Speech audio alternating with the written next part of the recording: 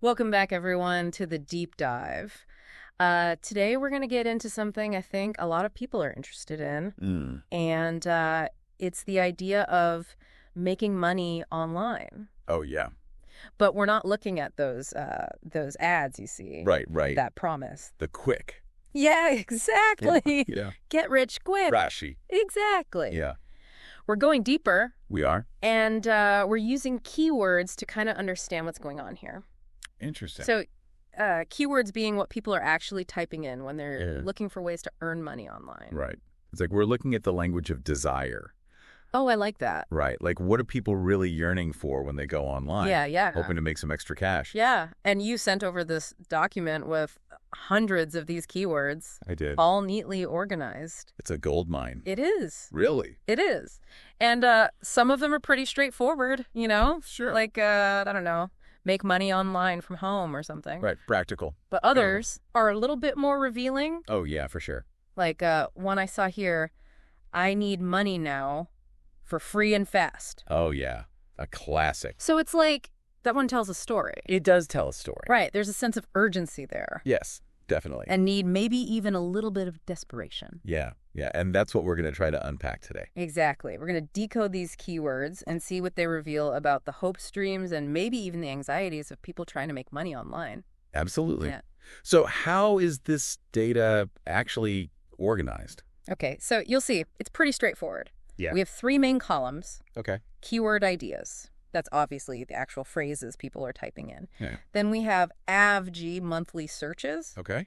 That gives us a sense of how popular a particular keyword is. So we know what people are searching for the most. Exactly. And then we have competition, which basically tells us how many other websites or content creators are trying to rank for that same keyword. So if it's a high number, it's going to be harder to... Oh, yeah, it's a crowded space. Stand out. It's a competitive landscape out there for sure. Okay. Yeah. Interesting.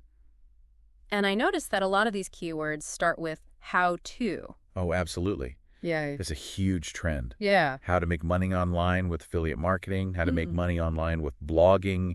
It's like everyone's looking for a roadmap. Yes. A roadmap. A set of instructions. Yeah. A guide to navigate this complex world. And what do you think that tells us about the people who are searching for these things? Well, I think it suggests that there's a real hunger for knowledge. Yeah. For guidance.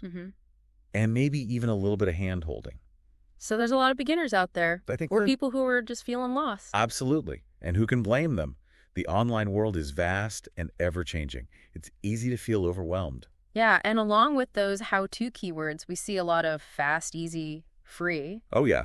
Those are everywhere. So what does that say about the expectations of people seeking online income? Well, on the one hand, it makes sense. People are busy. They want results. And they want them quickly. Yeah. But on the other hand, it raises some concerns. Are these expectations realistic? Right. And are some of these keywords preying on that desire for a quick and easy solution? Yeah. Are they setting people up for disappointment? That's a question we need to consider. Definitely. Yeah. No, I also noticed that a lot of these keywords include Philippines. You picked up on that. Yeah. What's up with that? Well, it's a classic example of niche targeting. Okay. Instead of trying to reach everyone searching for ways to make money online, these keywords are laser focused on a specific location. Interesting.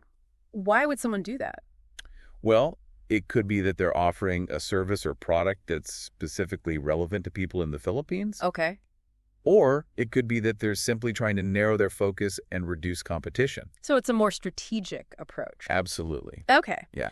Now, before we move on, there's one more thing I want to point out in this first section. Okay. At the very bottom, there's a phone number. No name. Interesting. No explanation, just a phone number. That is intriguing, isn't it? It is. It's like a little breadcrumb, a clue. It's a mystery. Yeah, who's behind that number? Right. What are they offering? Or are they offering anything at all? Maybe they just want to talk. Maybe. It's a mystery. We'll have to see if we can solve it Right. as we go through this deep dive. Let's see where this leads us. Okay, so we got this mysterious phone number just kind of hanging out there, but let's get back to the keywords themselves for a second. Yeah, good idea. There's a lot more to unpack here. Okay, so we talked about those how-to keywords and all those fast, easy, free promises. Right. What about those other two columns, the average monthly searches and the competition? What can we learn from those numbers? Well, I think the first thing that really jumps out at me is just the sheer volume Yeah. of searches for some of these keywords. What's a lot of people?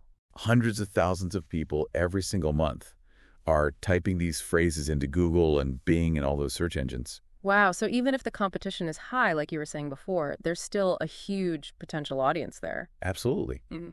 It's all about finding that sweet spot, right?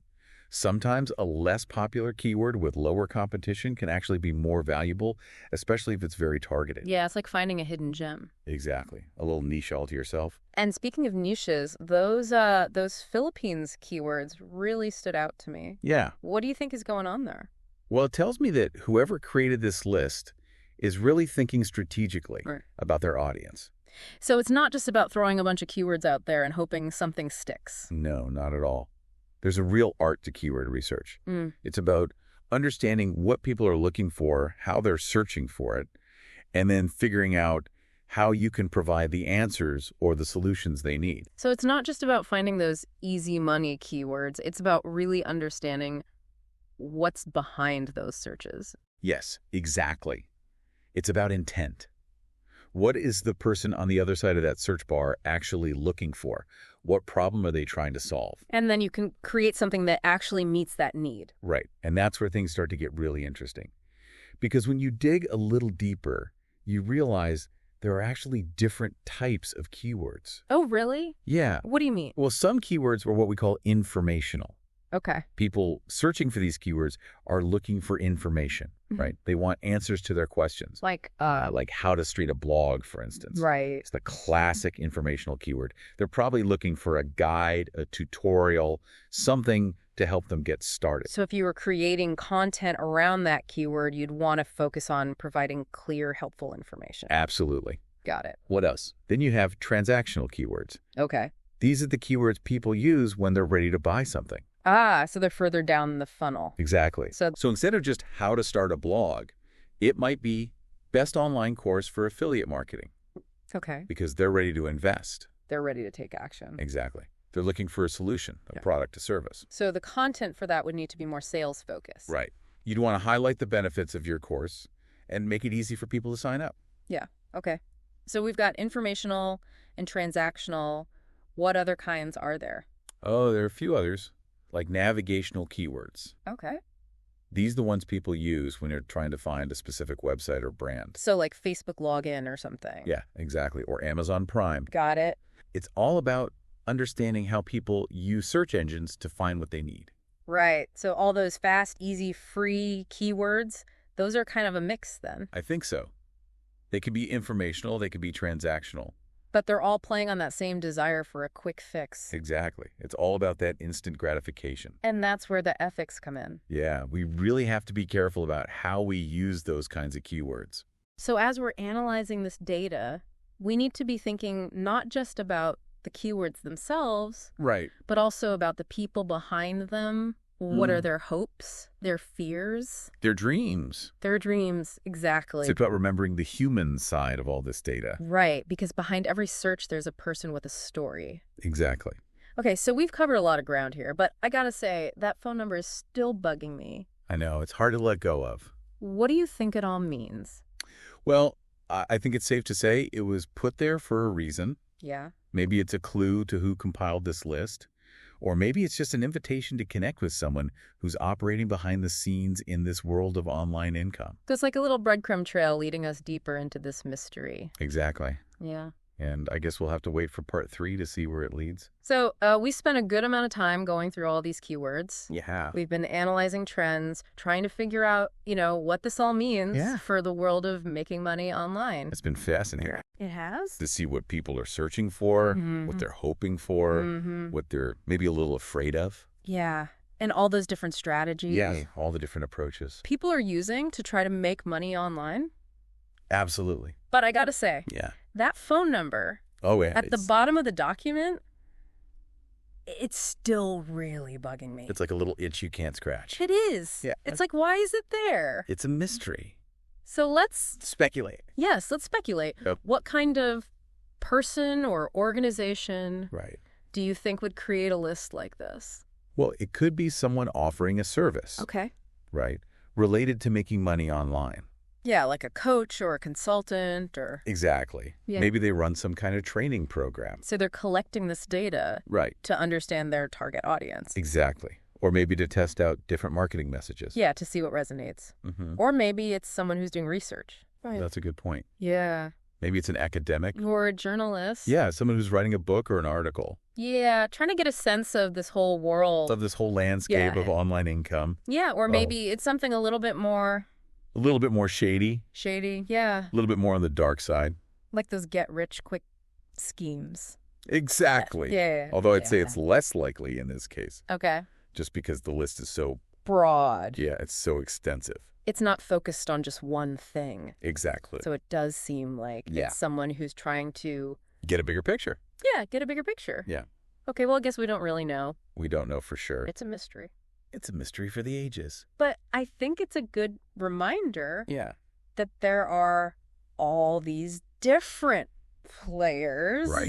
in this world. All these different motivations. Yeah. Yeah. And it's not always clear Mm. who's who and what's what. So as we wrap up this deep dive, what are some of your final thoughts? Well, I think the biggest takeaway for me is that there's no one right way to make money online. Right. What works for one person might not work for another. Mhm. It's all about finding what aligns with your skills and your interests and your goals. Yeah, and your values too. Oh, absolutely. It's about finding something that you actually enjoy doing. Right, because if you don't enjoy it, Yeah, you're not going to stick with it. you're going to burn out. Exactly. So be willing to experiment. Yeah, try different things. Learn new skills. And don't be afraid to pivot Yeah. if something's not working. Yeah. This is a constantly changing landscape. Yeah. So to our listener out there, Yes.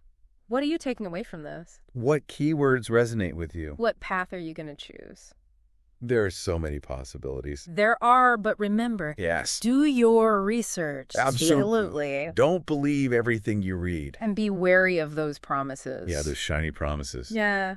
That sound too good to be true. Exactly. Because often they are. They often are. The best investment you can make is in yourself. In your own knowledge. Your skills. Your growth. Yeah. Yeah.